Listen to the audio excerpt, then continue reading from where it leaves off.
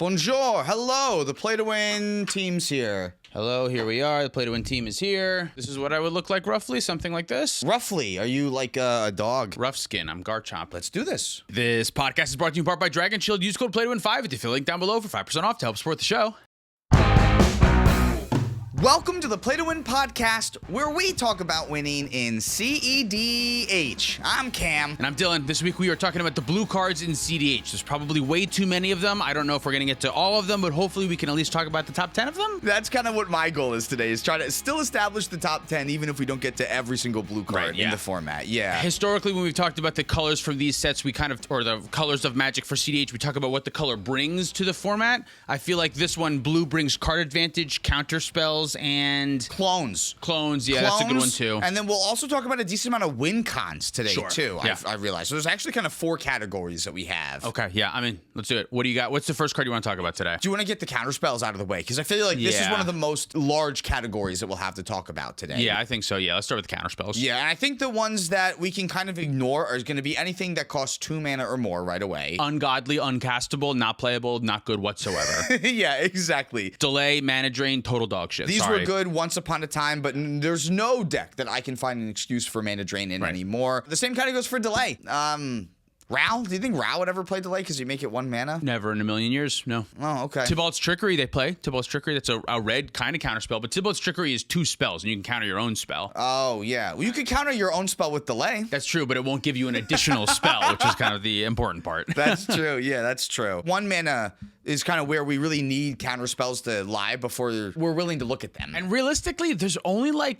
maybe 2 or 3 1 mana spell. Like if I can, like the counter spells that are playable at 2 mana, I would say Flusterstorm and Offer You Can't Refuse Swansong. At 1 mana? At 1 mana, right? Yeah, I would say that's those as well. And that's full stuff. You know what? Dispel sometimes sees play in the slop decks, but it's not going to hit like the top 10 anywhere close. I feel like I haven't seen Dispel recently. I guess maybe there are some decks that played it and I'm just glossing over those ones. But yeah, I feel like I haven't seen it. And even like stuff like Swansong, I feel like I don't see quite as much. I don't play Swansong in turbo decks like at all anymore. I feel like I'm on an Offer You Can't Refuse, Flusterstorm, and then free interaction. Yeah, I think that's kind of where most of the format is going to, is that if you're sloppy, you can play Swansong and maybe you have room for Dispel. I've seen Rogish I list with it. They play a lot of cards that are just bad though. Yeah. It's really just an Offer You Can't Refuse and Flusterstorm really being the only really good ones. An Offer You Can't Refuse because it can ramp you in the weird cases that it can be a Rite of Flame that makes you pitch a card, and Flusterstorm being uninteractable basically kind of works out as like one of the best counter spells you could have at interacting with like a storm turn or protecting your own storm turn as you're going off. Right, yeah, I feel like Flusterstorm is better at stopping your opponent from winning the game than it is at protecting your win, right? Because if you Flusterstorm their Demonic Consultation and there's like 5 Flusterstorms on it, they can't pay for all the 5 or they have to have 5 interactions. Whereas when you're protecting your own thing, you cast Demonic Consultation, they cast Fierce Guardianship, you Flusterstorm back, and they say, okay, your Flusterstorm resolves, now I have another piece of interaction, and my one piece of interaction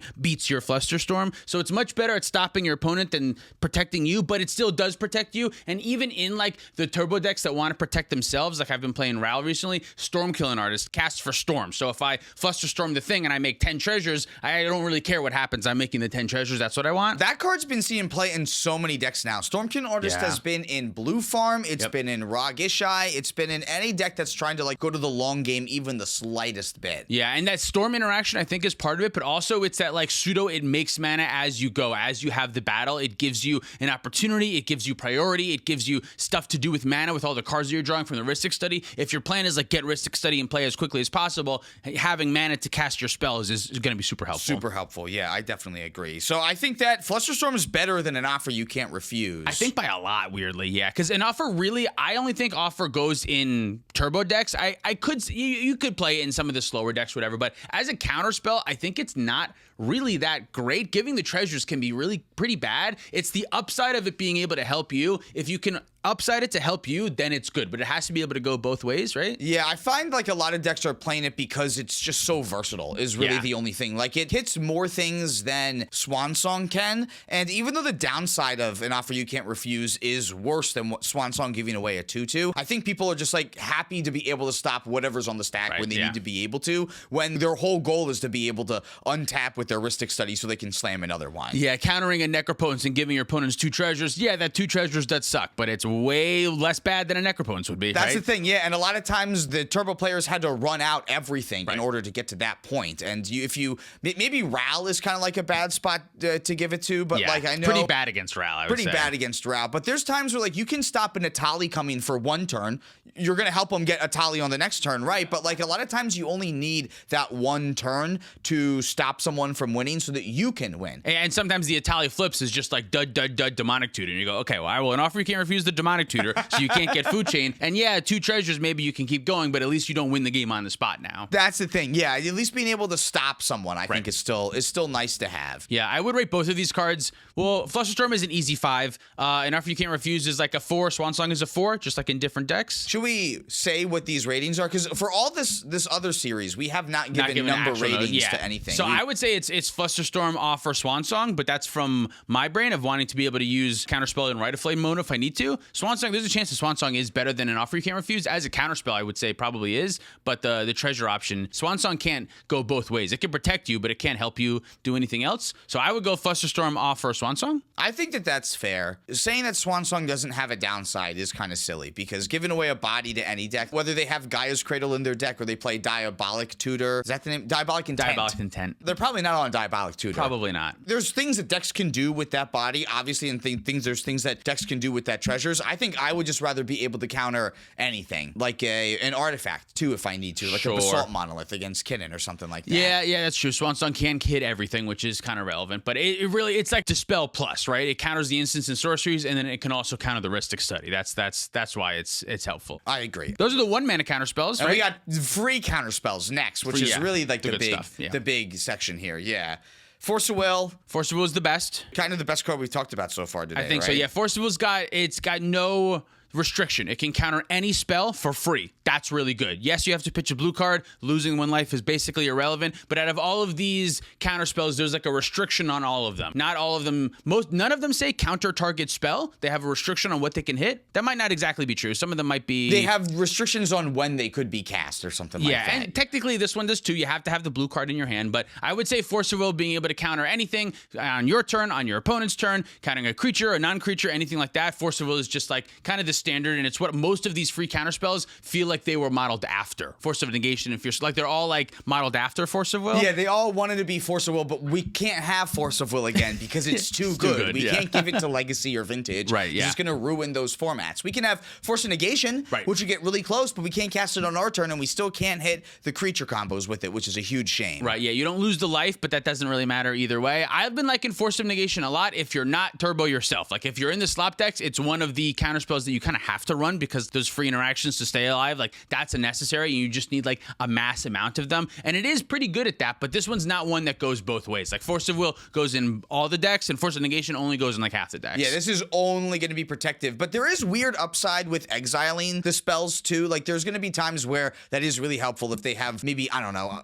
I was going to say Agatha Soul Cauldron, but that's a terrible example because you can't hit a Reclamation or Underworld Breach if they're in white so they can't bring it back or something like that, right? Exactly, exactly. Then there's like Fierce Guardianship, which you have to have a commander at. Normally your commander has to cost like 1, 2, 3 mana, something like that. Sometimes which most cEDH decks are at this point. I mean, I've even played decks that have 5 mana commanders in the command zone that still just want to get the commander out as quickly as possible and will play Fierce Guardianship in them. Yeah, Fierce is great because there's no downside. There's a downside. You have to invest the mana initially in your commander. That is true, but there's no card disadvantage, and you can do it on your turn or your opponent's turn, so it goes both ways. Only non-creature, so that is relevant. You have to keep that in mind, but still one of the better counter spells. Better than all the 1 mana. All of these free ones, at least so far, are better than all of the 1 mana ones, I think. I definitely agree. Yeah, the gap between free and 1 mana is so fucking huge. 100%. Yeah, exactly. I don't think that's right. No, it is, right? That's got to be right. I guess, yeah.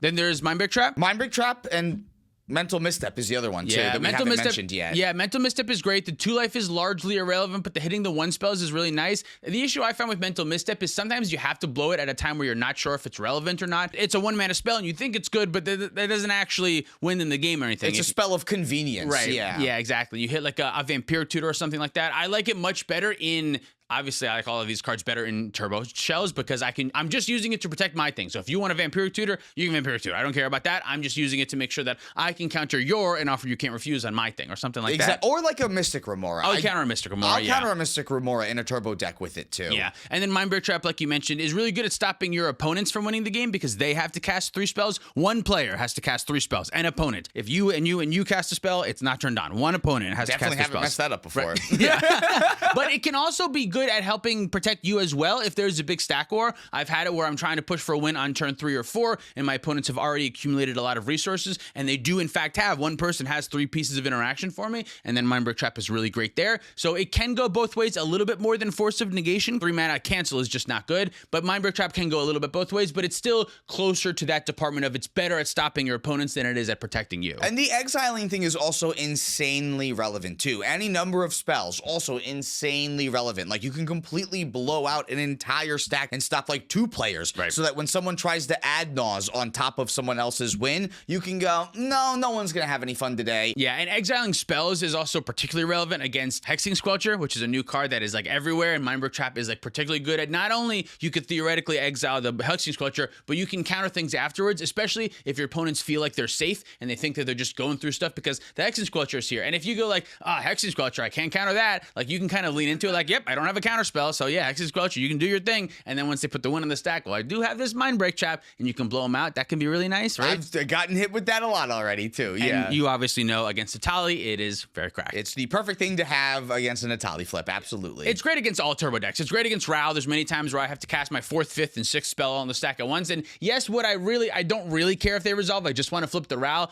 Still exiling 3 of the spells that I cast. That would still be good. You know what I mean? Like it still is good against Ral. You'll still get 8 free spells off of Ral, but if you don't have as much mana after it or something, it might be harder for that free Wheel of Fortune to push you into a win. Yeah, and I feel like when I'm playing Rog, Mindbreak Trap is like one of the main things that I'm thinking about most of the time. It does determine when I cast Rog. If I cast Rog now, that means that because next turn I want to be able to cast Dark Ritual and Necropotence then, and I just want to cast those 2 spells. So if I cast Rog early, I'll do that. But if I have to cast 3 spells on the next turn anyway, maybe I'll just get Rog out there. So like Mindbreak Trap plays into like how I'm structuring my sequencing, and I'm kind of always thinking about it. Yeah, that's interesting that you get the opportunity to play around Mindbreak Trap and it gets to add like this other like little game to your game, because my deck Atali does not get to play around Mindbreak Trap. No matter what, I'm gonna get blown out by it, so I might as well cast all my spells right now. Yeah, exactly. Whereas like with Rog, there'll be many times I don't have Fierce Guardianship in my hand, so there's no reason to bluff that I have it. So I'm just gonna cast Dark Ritual, then Necropotence, and then if the Necro resolves, then I'll cast Rograk in case I hit a Fierce Guardianship off of the Necro cards, but I'll cast Rograk after and not them before because I don't need to,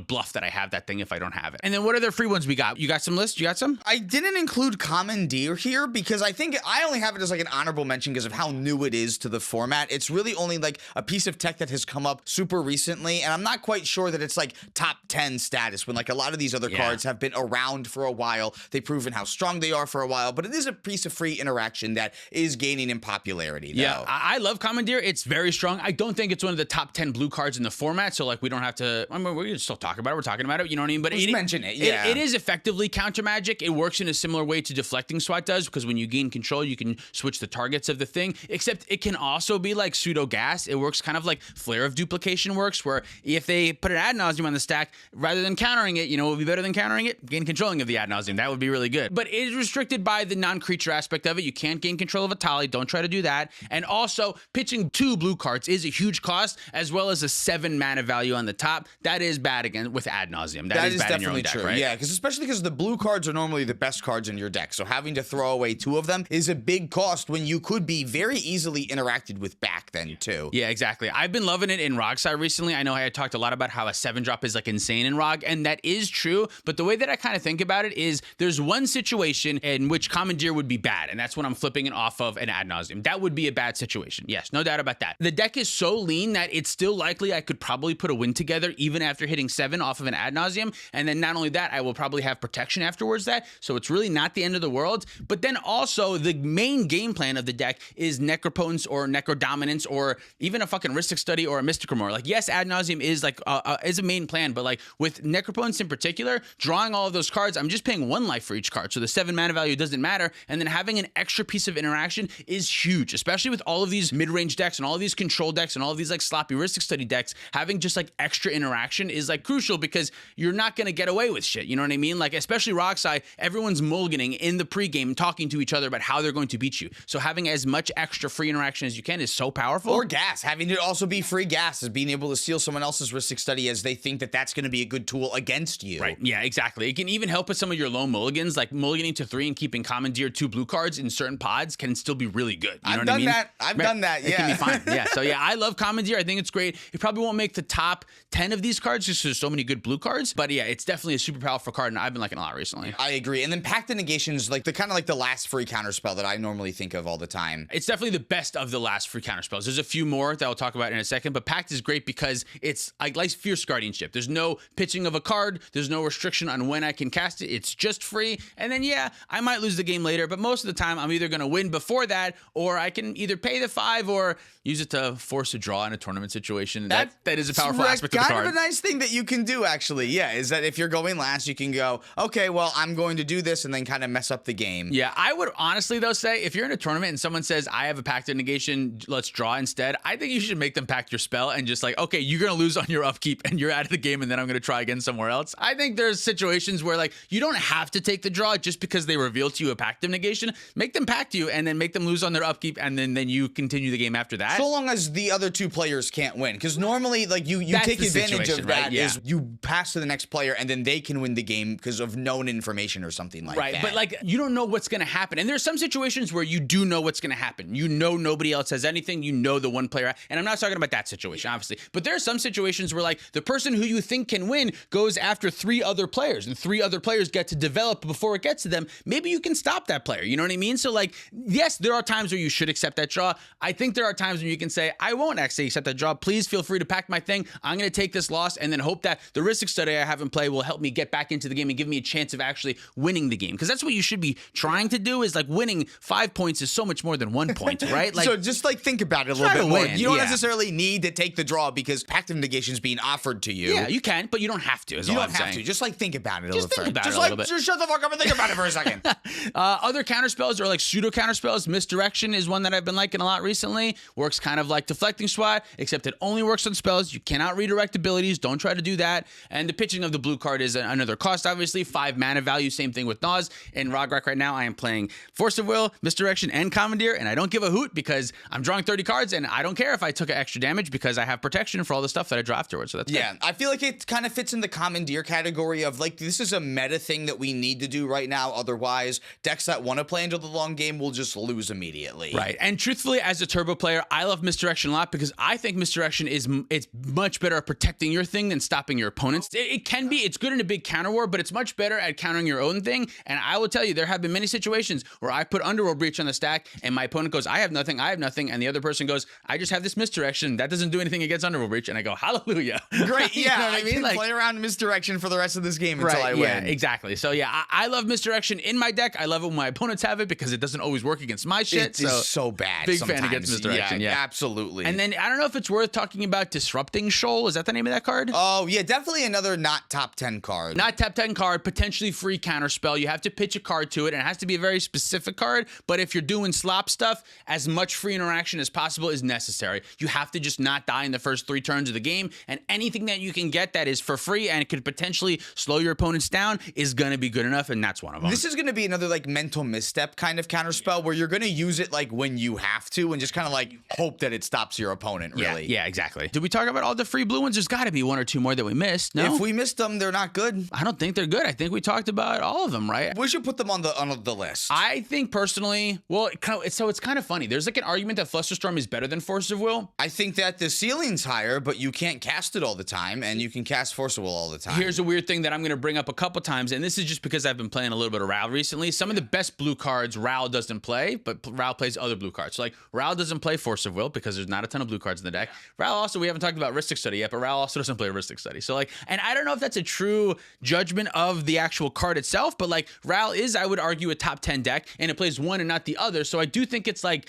part of the conversation. I think that's a deck building thing, Yeah, but I absolutely. don't think that it changes the power level of what they do. Like, you would play Force if you could. Yeah, but I won't you because don't I can't because you can't. because right? it has like a restriction. You would play Force in Tayam if you could, but you can't play Force in Tayam because you can't. It's a little bit different because I can play Force in Ral. I can't play Force in But you would be Tayam. making your deck worse, though. But I don't feel like Isn't that a makes- knock against the card? No, because I think that's a knock against your deck more than anything. Like, a downside of playing Ral is that you don't have the ability to play two of the most powerful blue cards. That's how I would look at that. Not as like they're too weak to be played in one of the best decks in the format. No, Ral has a restriction that basically makes it so that it can't play it without making itself worse. I Like, a don't. downside to Yeah. playing Ral is that you don't have access to two of the best blue cards. I wouldn't say that's making Flusterstorm better or making Force of Will worse.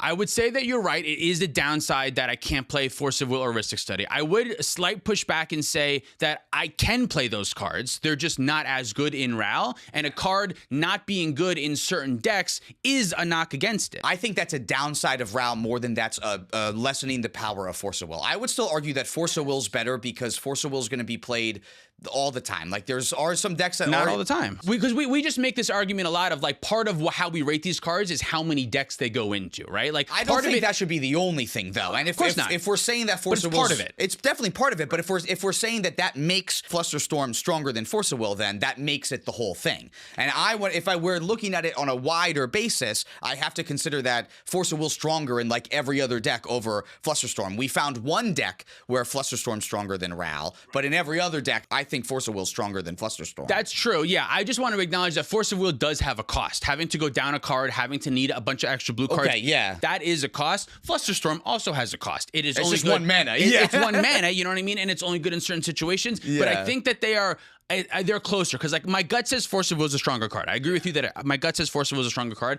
but I do think the fact that Flusterstorm just factually goes in more decks than Force of Will does, I don't think there's any decks that don't play Flusterstorm. Aang, there we go. Aang doesn't play That's true. either Doesn't of play these Force cards, of Will, though. What though. else Yeah. doesn't play? Yeah. And I'm not saying I'm positive that Flusterstorm is a stronger card. I think personally Flusterstorm has more upside because of the Storm thing with Stormkilling Artist is an upside. I think Flusterstorm is more difficult to interact with, but Flusterstorm costs a mana, whereas Yeah. Force of Will is free. But Force of Will has the downside of needing a blue card in your hand. So, like, I personally think Flusterstorm is better, but I'm not willing to die on that hill. I just think it has more upside. It's harder to interact with and it goes in more decks. Those things are all true, undoubtedly, right?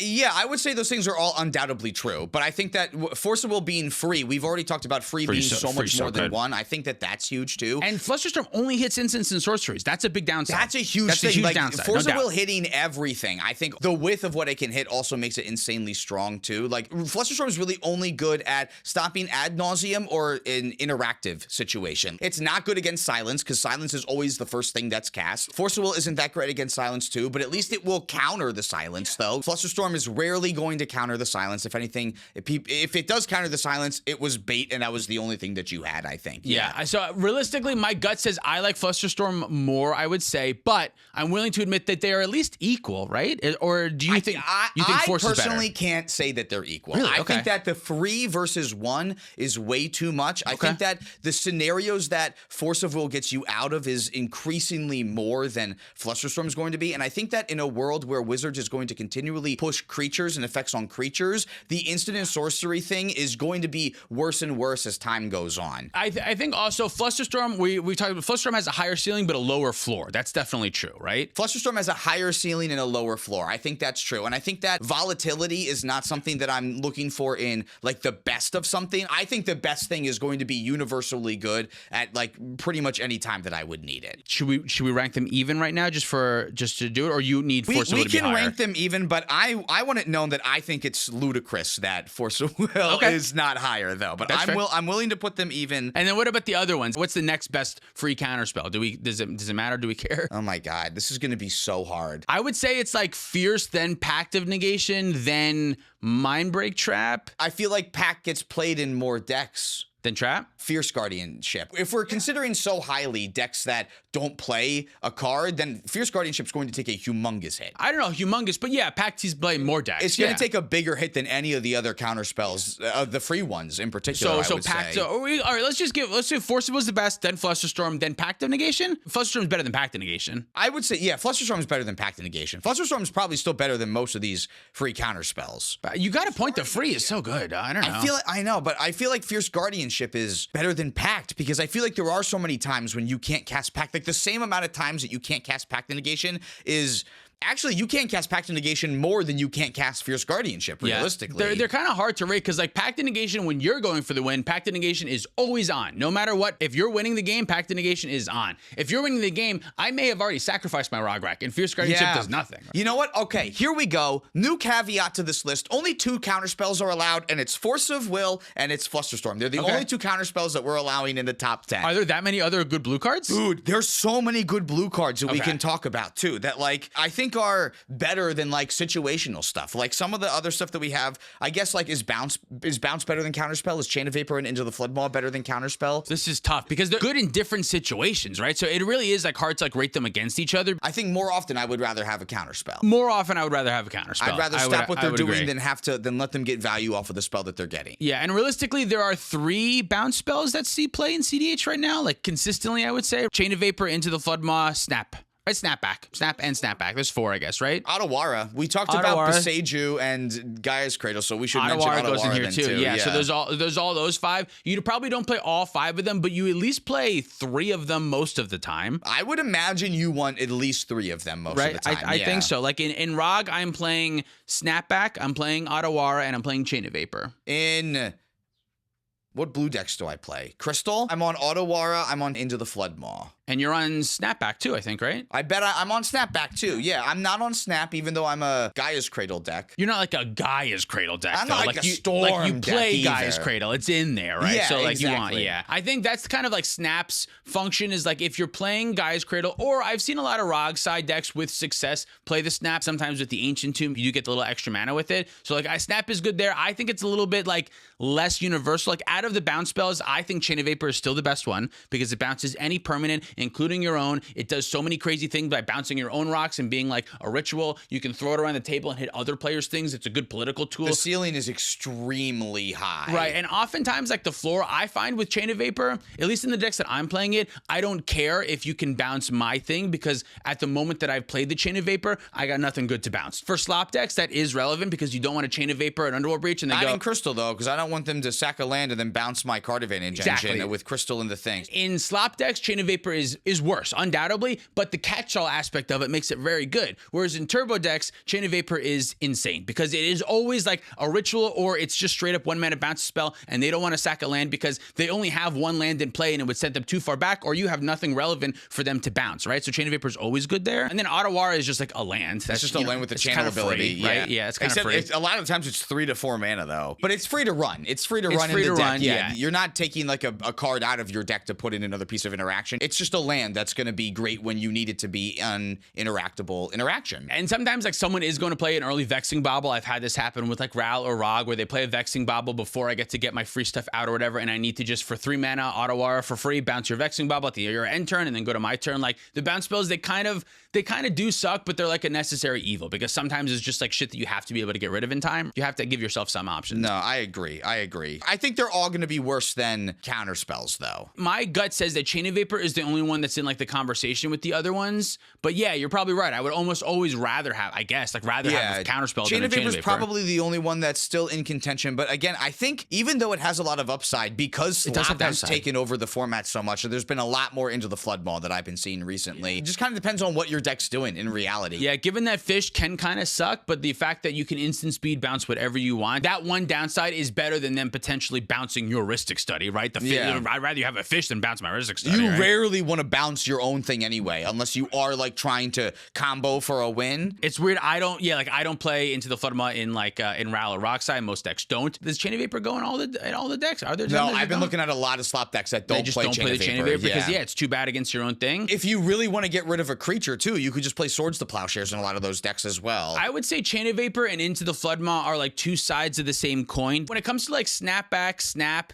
those ones are like more specific. They're very powerful when they're good. But like in the right deck, they're really good. In Rock Thrash, Snap is insane. It's so good. It's like basically a combo piece. It's a ritual. It makes 100 mana. It's so good there. But in other decks, the initial investment of 2 mana is kind of a lot. Pitching a card for a free bounce spell feels way worse too than like doing that for a counter spell. I think that's going to be the metric that I use to say that bounce is worse than counter spells, because I have a way easier time using cards as a cost to cast free counters, and it was harder for us to do that with bounce spells. We refused to do that for forever with Snapback, and we had access to Snapback for forever. And truly the only reason why I actually play Snapback is because it's a free instant that I can and offer you can't refuse it in my end step to get 2 extra treasures with the Necropotence line. Like that is truly the reason why it's there. Yes, it's good because it's free interaction. Free interaction is good. Something Hexene Squelcher for me was really what brought it up then too. Yeah, but because of that interaction with Necro, like that's the reason why I play that card. Otherwise, all the other bounce spells are better than it. The synergy of we're realizing, well, if Commandeer is going to be good, Snapback's going to be good. Right, and realistically, just like free is just so powerful with all the Ristic Study stuff. Yeah, free is just so good. I mean, this has just been the interaction section we've been talking about too. We haven't even gotten to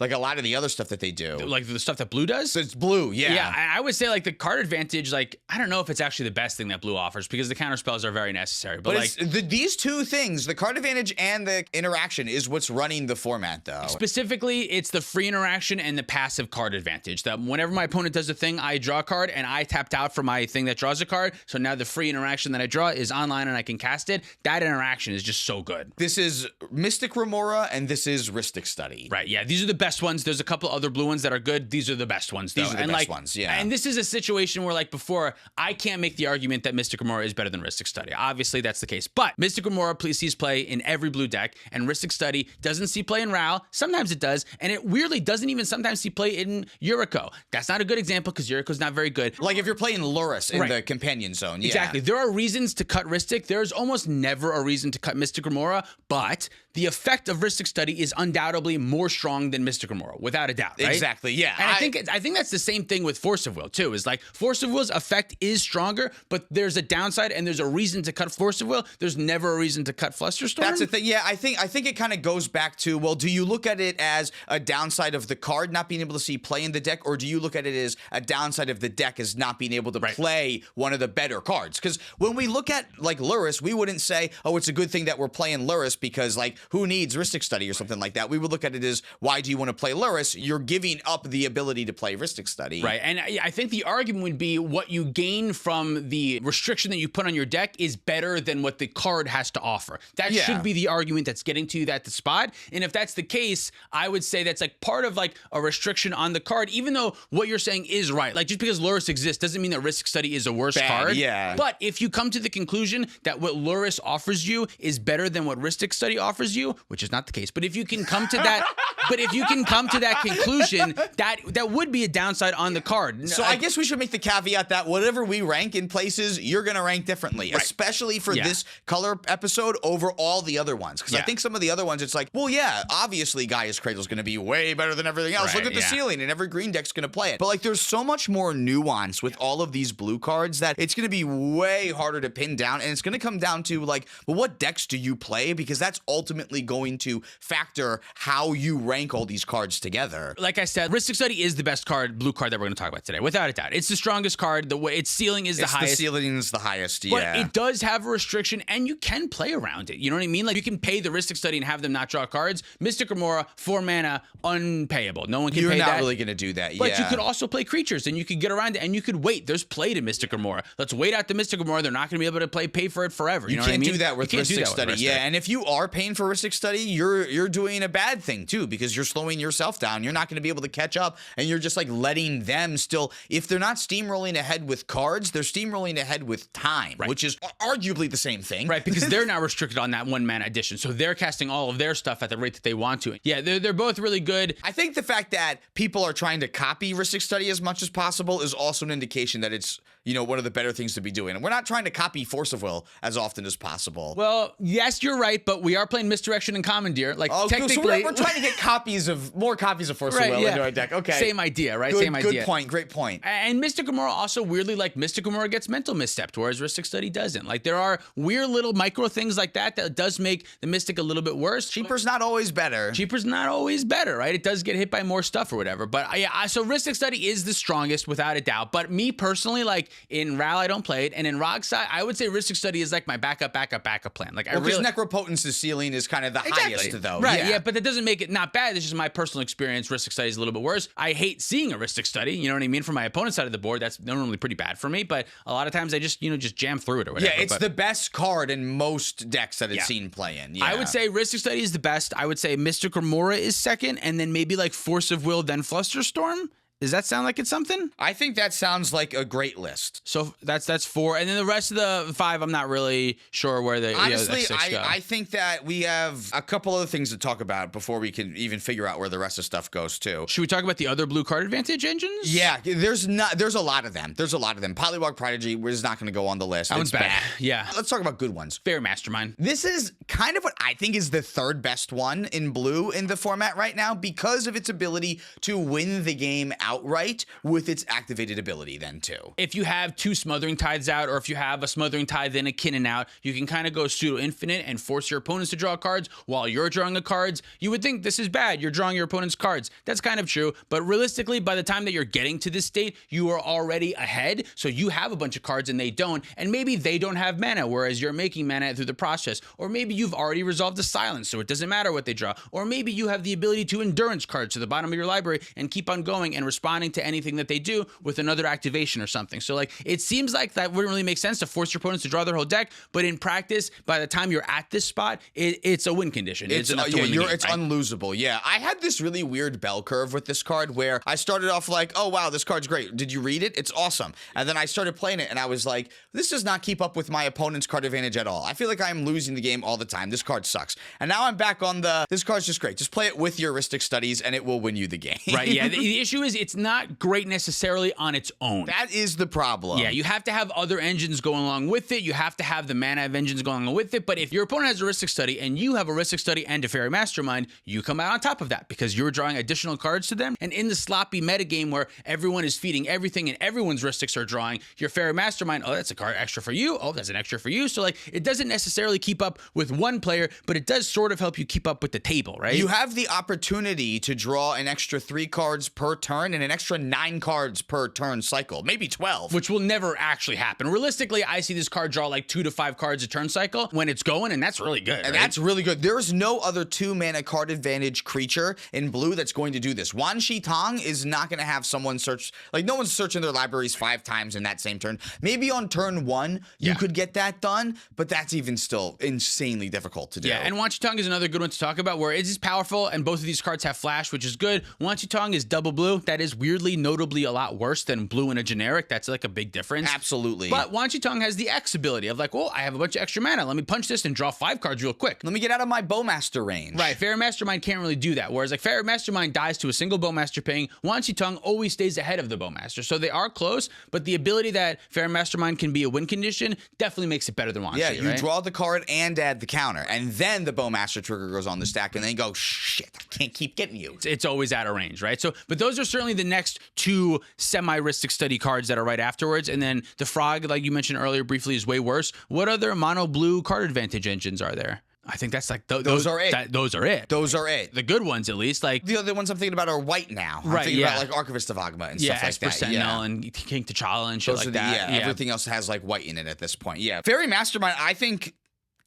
could be a top 10 card, but like, is it arguably better than free counter magic. Yeah, it's weird because this is one that, like, again, it doesn't go in all of the decks. You have to be a slower controlling deck for it to be good in, I would say. I would think so too, yeah, because Rogsai is never going to play Never this. in a billion years. Whereas most of the other cards we've talked about today, they go in all of the blue decks. And although that's not the only determining factor of whether a card is good or not, I do think we should weigh it of like how many decks it can go in. Yeah, right? That's part of it. It's different than like all but one of the blue decks or something like that, where this is like all but one section of the blue decks, where there's like a bunch of different ones that aren't actually going to want this effect. Right, yeah, it kind of goes in one strategy only, sort of, I would say. Yeah, which is going to be Slop, which is one of the best strategies in the format right now, too. It helps your strategy if you're a Tymna attacker. It helps your strategy if you're cloning a Smothering Tithe and then going infinite with that. But it's not something that's like helping your strategy if you're trying to turbo the game and you're wasting time playing this 2/1 flyer. Yeah, it's not a good backup strategy, whereas like Mystic Gamora, if I whiff, I'm like, okay, I'll sleep out the Mystic Gamora.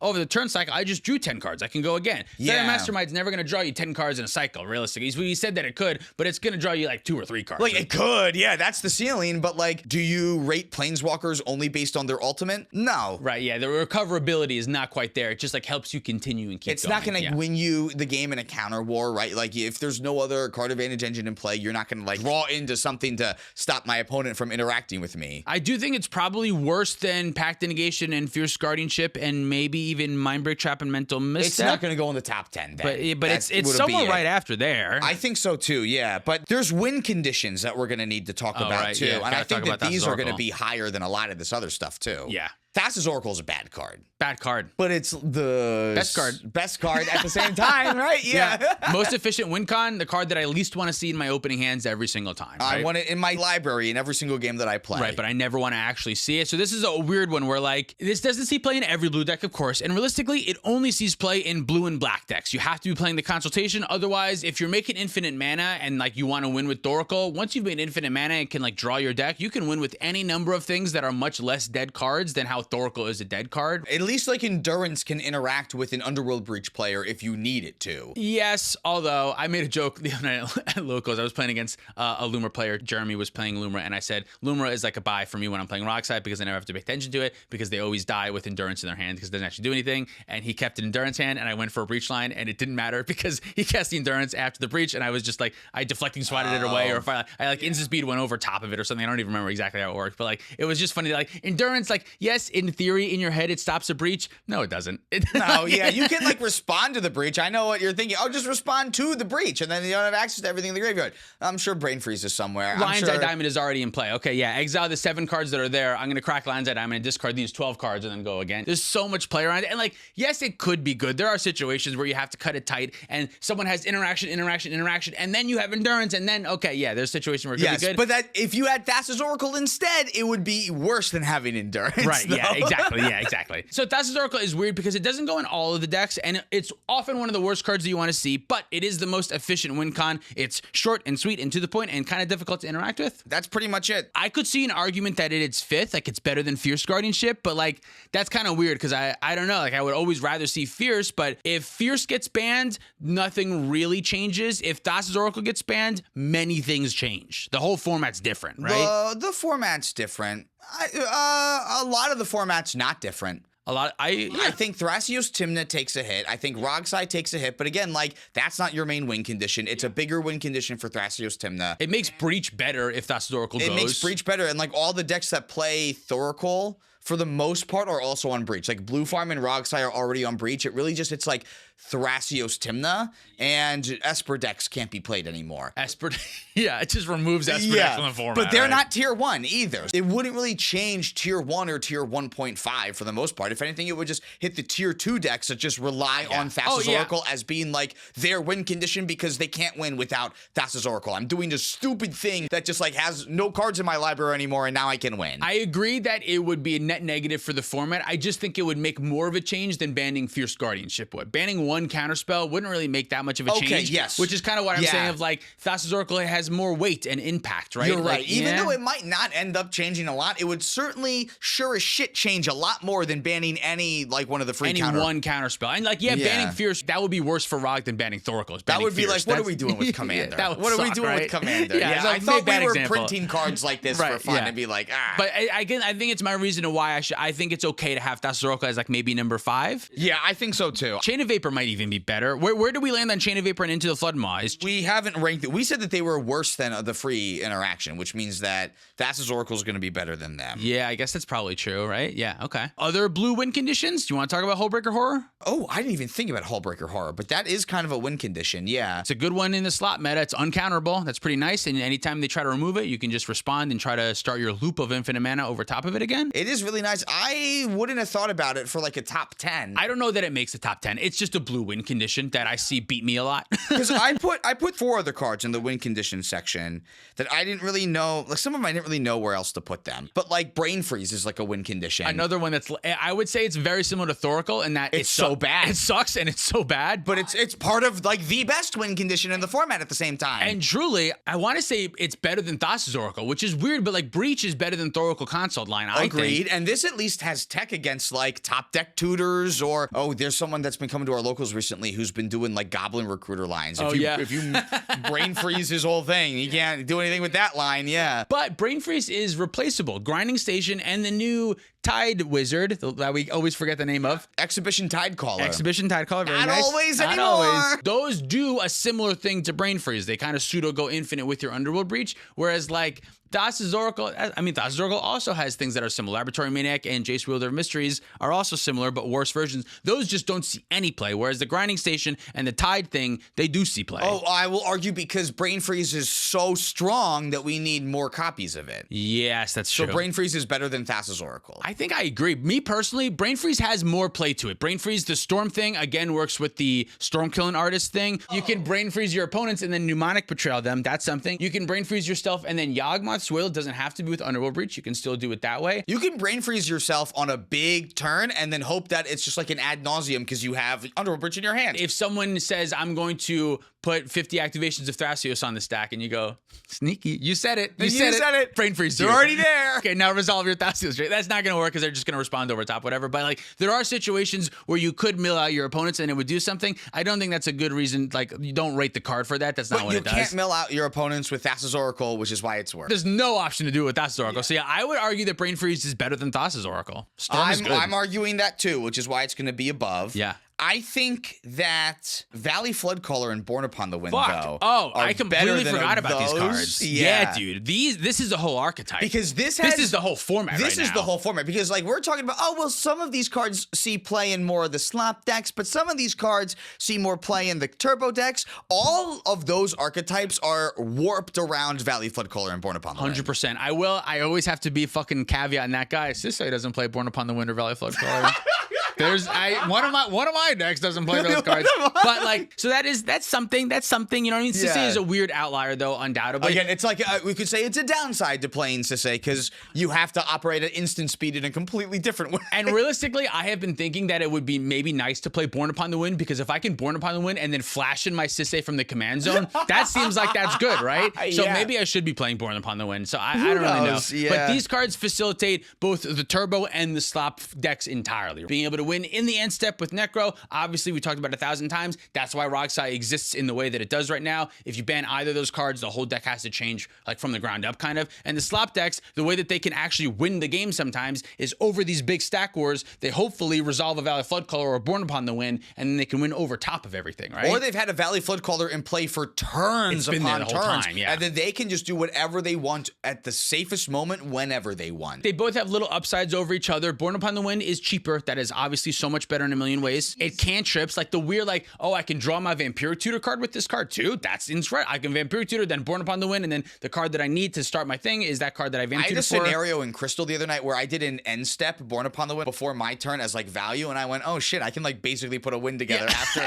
I drew 4 cards, and I was like, oh shit, wait a minute. Right. Yeah. And Born specifically, you can cast all of your spells for free. Whereas Valley does have the weird downside of only non-creatures, which means you can't go for a Thoracle win with Valley Floodcaller. I have had that be very annoying in the past, where like I still have to eventually cast the Born Upon the Wind because I have to win with a fucking creature spell. But there is an upside to Valley Floodcaller where it goes infinite with Banishing Knack or Retraction Helix with a Mana Rock, where you can just put one of those effects on your Valley Floodcaller, and then every time you recast your Mana Rock and tap it for mana, you're untapping Valley Floodcaller to let you do it again. Right, and not only that, stuff with Birds of Paradise and Enduring Vitality, when you can every time you cast a spell, you can tap your Valley Floodcaller or the birds for mana and then untap it. It's disgusting. And I feel like that's how I lose to Kinnan a lot of times, whereas like they get Enduring Vitality out early, and then Valley Floodcaller comes out, and then every time they interact, they go, I'm gonna make 6 mana, interact with you, and untap my shit. And go, oh fuck. Every interactive spell comes with a Kinnan activation. Right, yeah. That's you crazy. Can't win those games, right? I've been loving Valley Floodcaller and Rock Thrash because the same idea. You're playing Enduring Vitality and Earthcraft and Cryptolith or whatever. Like, you can do so many kind of fun things with the Valley Floodcaller. So Valley has like more ceiling. It's a higher upside, but more downside. And that 3 mana is a lot, and you can only cast non-creatures with it. Born's better. I think Born's better, but Valley Floodcaller is like really close to it, though. Really close, yeah. Where are they on the list? Here's the question, though. Are they better than Force of Will and Flusterstorm? No, right? No. No, because you need Rhystic Study and Force of Will in order for Born Upon the Wind and Valley Floodcaller to be good. Right, yeah. Like, but they're better than Brain Freeze and Thassa's Oracle. They're better than Brain Freeze than Thassa's Oracle. I still come back to the same argument of like, there are decks that don't play Born and Valley that could. It's really just Sisay. I can't think of a single one that wouldn't. There's like no deck that doesn't play.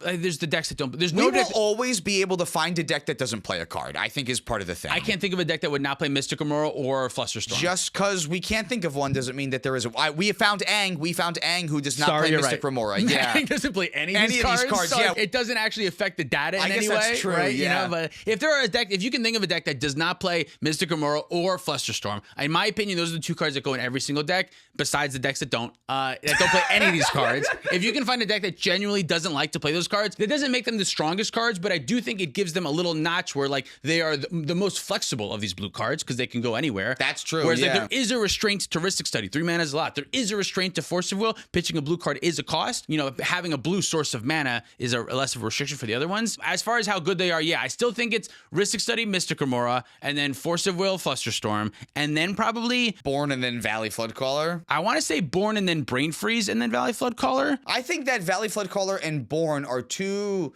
close together to sneak in a card that I think is still bad. That's probably true. Even though there was a little bit of upside with Brain Freeze, all it is the win condition, whereas like there's way more additional value that Valley Floodcaller gives you, not only to win the game, but to help you facilitate the win too. Ral doesn't play Born or Valley. Yeah, but like I wanna see those cards in my opening hand. I never want to see Brain Freeze in my opening hand. If Ral sees Brain Freeze in your opening hand, you probably want to mulligan that hand. Yes, but it's 1 mana with Ral, and it's an instant with Ral. It does trigger Ral, whereas Valley is terrible. I think that the upside on these 2 cards is way higher than Brain Freeze, so that just saying that they don't see play in a deck or 2 does not do enough for me to say that Brain Freeze is worse. I mean, that's fair. I'm just pointing out that there are, yeah, you know what I mean? There's decks that don't play Brain Freeze also. There's a lot of decks that don't play Brain Freeze, yeah. You have to be playing Underworld Breach to be playing Brain Freeze. You would never play it outside of a blue-red deck, you know what I mean? Tim the Thrasios is never touching Brain Freeze. It's always touching Born Upon the Wind. I'm just talking for personal experience or whatever. Like, Rock Thrash doesn't play Brain Freeze. Sisay doesn't play Brain Freeze. Sisay doesn't play Brain Freeze. You know what I mean? So I agree, but so we think that Valley is better than Brain Freeze. I think Valley's better than Brain Freeze. And now I have 2 more cards that we need to kind of talk about before we can figure out what the top 10 is. Then, oh my God, I have 4 more cards we have to talk about at least. Mystical Tutors. Oh yeah, Mystical Tutor. There's a whole extra kind of like little mini section that like is something that we have access to, but like where do we put Mystical Tutor nowadays? Because it gets a lot of these cards. It gets like the free interaction. It gets you like Demonic Consultation. It finds you Silence for protection,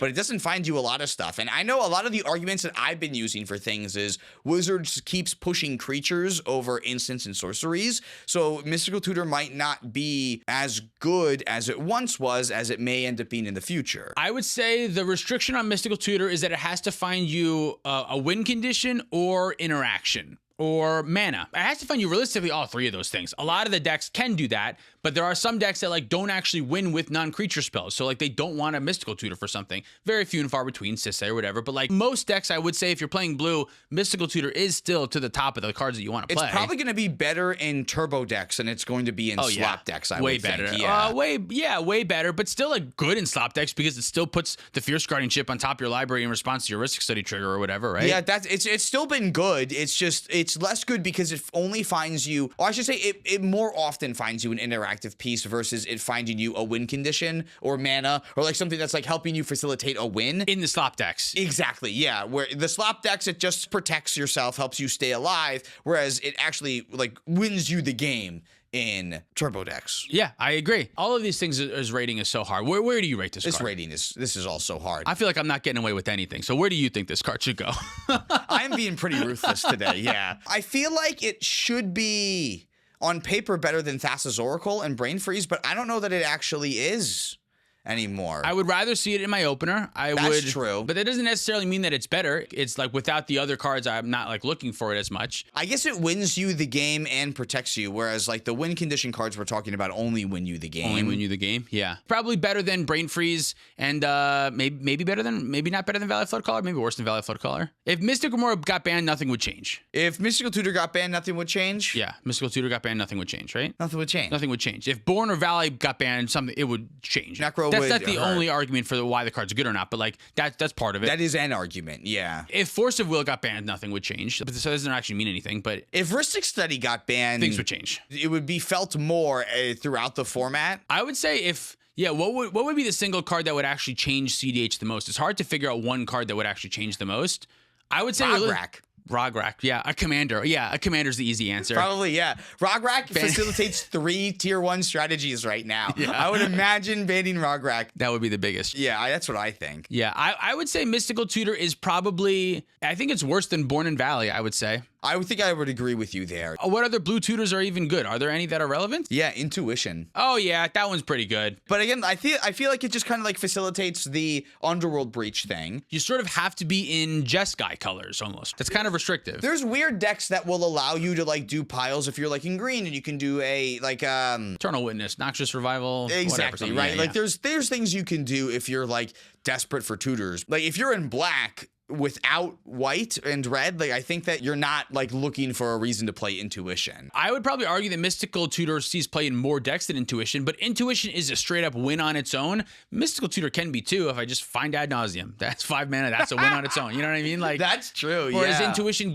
sometimes gives your opponents a choice, sometimes it doesn't. Yeah, I feel like I was ready to put Intuition pretty high, but now that you're saying all this, I think Intuition might be lower. It's too specific is my gut reaction. It's very powerful. It's like the main thing in Blue Farm. You know, it's hard to rate a bad card that's like probably Blue Farm's #1 win condition, I would imagine, is kind of Intuition. Because when you see it, it's always good, but if you're not the Blue Farm player in that scenario, that's when you're seeing it. You're only seeing it when it's good. Whereas, like, you didn't see the opening hands that they had to pitch away because it was a stupid Intuition hand, because you have to have your graveyard set up if you're going to do an Underworld Breach thing with it. You need a couple of cards in there, like 6 to 9 already, before you can really go. Intuition's going to be dead in the early game a lot, and then you end up using it to find 3 pieces of free interaction. And like, sure, you can do that, but that's not a good use of the card at the same time. It is a nice failsafe if we're talking about why Brain Freeze is good, because you can mill your opponents out. The downside of Intuition of finding 3 counterspells, that's much higher than milling your opponents a couple cards. That is true, yeah. Especially the political aspect of it is you can find the Fierce Guardianship and you can find Savine's Reclamation and Underworld Breach and saying, we're about to die, you better give me this Fierce Guardianship, and then you kind of thing, and you have go before me, you have a turn to figure something out. Right, yeah. So like there's some political aspects of it. Brain Freeze, that's a little bit less the case, but I still want, like, my gut says Mystic Gamora sees play in more decks and also the same decks. Mystical Tutor, yes, he's playing in more decks and the same decks. And always the same decks, because Mystical Tutor can go find Intuition when you're ready to win that. Yeah, but I would say Intuition is just under. 3 mana is a lot of mana. I gotta agree with that, I think, yeah. I thought that would be higher. It can't be. It would be dumb to put that higher. I think so. It's like right. Undoubtedly very, very strong, and it should be in the top 10 spots of blue cards in cEDH, I think, but I think the cards we talked about are like kind of more necessary almost. I think so too, yeah. And then the only other package that we haven't talked about yet today is the clones. Oh yeah, the clones are good. Mockingbird is really like the best creature clone that we have nowadays. Kind of, yeah. In some ways, it's really good. You can find it off of Ranger Captain of Eos, which is huge, but it's kind of limiting in that you can't copy a big thing for cheap. Whereas Phantasma Image, that could copy a Consecrated Sphinx. And a Tali. Yeah, for 2 mana, and that's pretty good. It's kind of hard, whereas they all have their downsides, whatever. I like Phyrexian Metamorph a lot. Being able to cost off a 3 generic mana is pretty huge. Flesh Duplicate is cheap like Phantasma Image. It has a little bit of a downside of the double blue, which kind of stinks,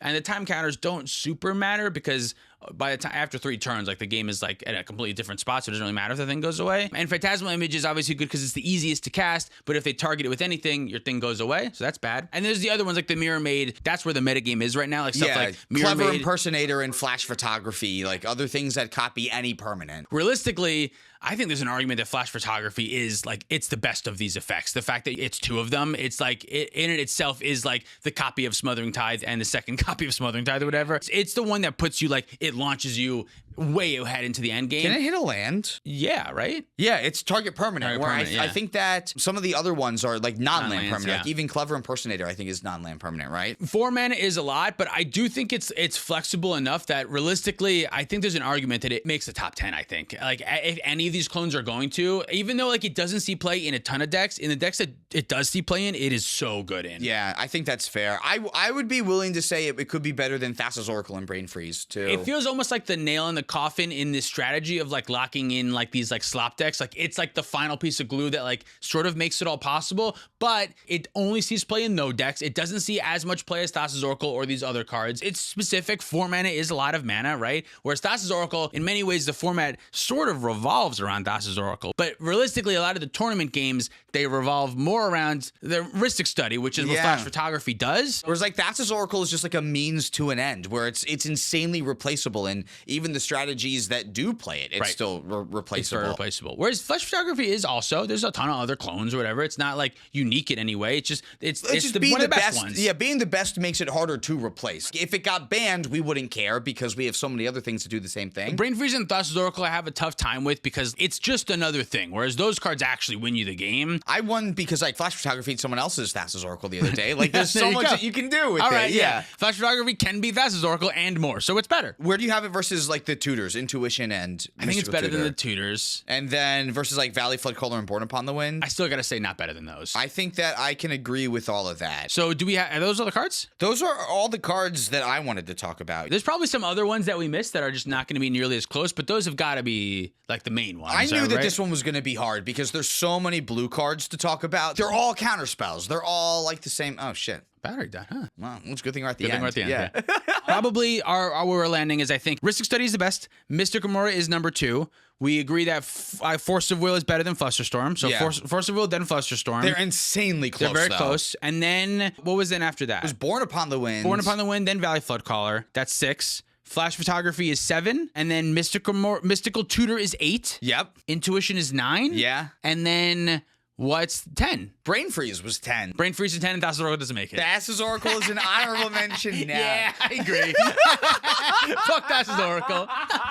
Yeah, so anyone who thinks it should be banned, it's not even a top 10 blue card. Yeah, this is a little questionable, but I think I stand by it. Like, all of these cards are more important. I want to see them more often. It's so hard to compare them because they're completely different types of cards. At the end game, when I'm resolving it ad nauseum, I do not want to see Rhystic Study at all. I don't want it there at all. That's the thing, yeah. But seeing Thassa's Oracle would be nice. It makes things easier, for sure, right? So, like, it depends on when you're at in the game, but overall power level, your opening hand is, like, the most important part of the game. So cards being good there, I think, are more relevant than cards being good when you're ready to win the game. Yeah. Because when you're ready to win the game, the card can kind of be whatever. You know what I mean? That's like, the you can thing, win with whatever. I'm kind of glad that we're taking, like, things that are only good at facilitating the end of the game and, like, kind of putting them to the bottom of these lists. Because, like, at least, like, Necropotence, like, is the thing that you need to get to that point. It doesn't matter what you do after you draw 30 cards. You needed to draw 30 cards in order to win. So, like, I feel like something like Rhystic Study kind of sets itself apart like that, whereas the thing that is happening at the very end of the game is, like you're saying, way less important than any of these other points in your opening hand.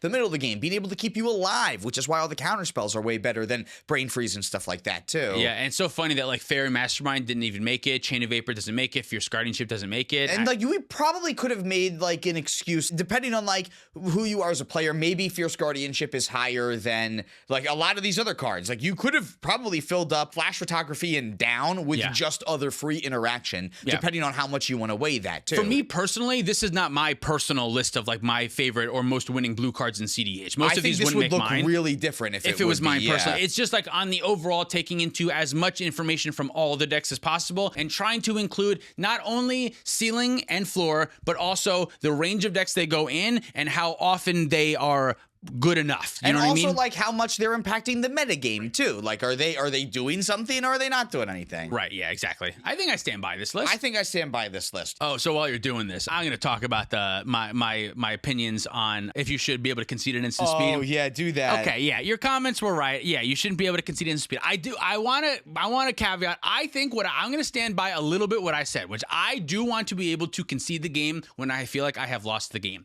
But what that comes with, if you can concede at instant speed, that means you can threaten to concede at instant speed, which means that you can force a draw. And I didn't fully think about that because that's not what I was saying. I wasn't saying you should be allowed to threaten to concede at instant speed. I was saying I should be able to go get a hot dog when I've lost the game. To me, those are different, but I understand how if one's allowed, the other one's allowed. So you were saying that if you concede the game, you should not be allowed for the draw at that point. And I was saying that's a different argument. It's part of the same argument. You were right about that. This is my dream world. You should be allowed to concede the game whenever you want. But if you do not get any points if the game's in a draw. And also, I do think that the game should continue with your last known information until it gets back to your turn. So if somebody Jessica's will you or Praetor's grasps you, I agree. You should not be able to threaten to concede in order to force the game into a draw. That is a bad situation, and that's not good, and that's not what I was talking about. But that would come along with being able to concede at instant speed. So I do think if you're able to concede at instant speed, you should be able to do that, but the game should just continue with, I had 6 cards in my hand, I had 2 creatures in play, I won't be blocking with them, but they're here. I have 40 life total. Those things are true until my next turn, and then on my turn, they will vanish, but I'm going to go away. You write the stuff down, and I'm going to go. I think you should be allowed to do that. You probably have to, like, call a judge and say, Judge, I'm going to concede. This is the board state, and then we can, like, kind of continue from there. You have to submit a deck for a lot of tournaments anyway, so if it is a Praetor Grass scenario, you'll still have, like, the other players will have access to the deck list. You get access to, like, a token copy of my card, an emblem copy of my card. I'm going to take my card, and you can have access to it. Sure. Yeah, exactly. We're calling it an emblem just because we don't have a name for this yet because we're making this up now. I'm making this up on the spot. But all I was saying is that if I think I have lost the game, I shouldn't be forced to continue staying in the game. You had a good idea that it was good bones. We just needed to, like, make sure that it doesn't get abused because I like the idea, but it is an abusable It's very idea. abusable, and I 100% get that. And that's not really exactly what I was thinking at the time, but y'all had a very good point of, like, the threaten to concede is the bad part, and you shouldn't be able to do that. Let's can it. Thanks so much for watching. If you want to support us directly, you can do so on Patreon, like our $100 patrons. Handedly, the Asian Sage, Tenception, Mac the Mad, Seabass, Not Kareth, Bob the Skull, Davishar, Abyss A, Peggy, E4 Cards and More, Red, Finks MTG, Wandering Around to Thresmian, Mike H, Tom Bieber, Cumulative Upkeep MTG, Nathan Cohen, Mr. Derby, Okitoad, Penguin Man 0089, David Newman, Johnny Denver, Omelette, Rocky Hall, Pat Fires, Will Cole, Spengler, Larceny Roars, Joe Blue, Sparky B, S.C. Phillip, Only Groupie, Zach Hartley, Reactive, Sean on the Ice, The Works 472, Gerber Garrett, Mace the Ace, Luke Cook, Connor Sipon, Joshua Day, Demon of Roscoe's, Peter Stewart, Corner Wild, Uncle Butts, Toot Loot, Kawaja A. Hamid, Scott Hawk, and Baby G-Bus. If you want to pick up any of our merch, you can do that at PlayToWinMTG.com. Thank you, Dragon Shield, for supporting the show. Use code PlayToWin5 at the affiliate link down below for 5% off. You can follow us on the internet for more content. Thank you for watching. See you next time. And the $50 patrons. Migs, FTW, Lumi E, Devin Morrow, Carpet Angel, Turtle 99, Rick Sharticus, Max McCumber Meta, Ben Finelli, Sarcastic, Mystic Muffin Man, Zachary Coulson, Dalton Poteet, Jan Wildfang, Thomas Bueno, and David Nelson.